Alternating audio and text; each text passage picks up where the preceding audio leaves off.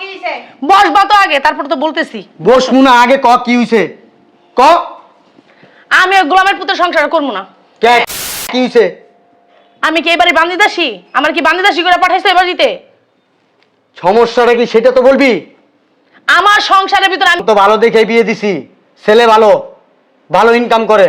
তোমারে কইছিলাম এক মাল এক পোলার কাছে বিয়ে দিবা, বাপও নাই, মাও নাই, ভাইও নাই, বোনও নাই।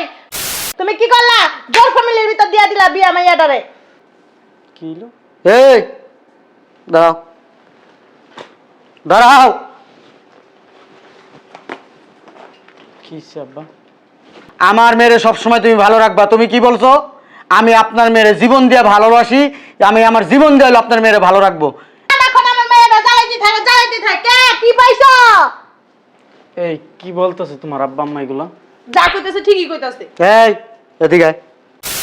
তোর বাবা মারে যদি এই বাড়ির থেকে বের করে দেস, তাহলে আমার মেয়ে তোর সংসার করবে, আর না হলে আমার মেয়ে তোর সংসার করবে না। এখন ডিসিশন তোর। একটা শর্ত আছে। কি শর্ত আব্বা? আপনি যেই শর্ত বলবেন সেই শর্তে আমি রাজি আছি। এই মুহূর্তে যদি বের না করস, আমার মেয়ের আমি এক্ষণ এই মুহূর্তে আমার সাথে করে আমি নিয়ে যাবো। আব্বু তুমি শুধু শুধু বলতেছো, কিচ্ছুই পারবো না।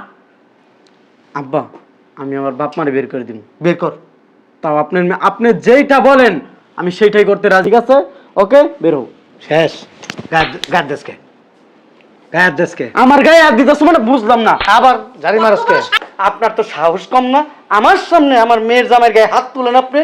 এই হাত ভাঙা কিন্তু পিছন দিয়ে ঢুকাই দিব একবারে। কেমনে দিবেন? হয়ে গেছে, আরেকদিন দেখবেন যে ওইটা হয়ে গেছে গা। আপনার তো এখন জোয়ান আছে আমার জামাই। শুনেন, এত বলেন। কথা লড়েন কে?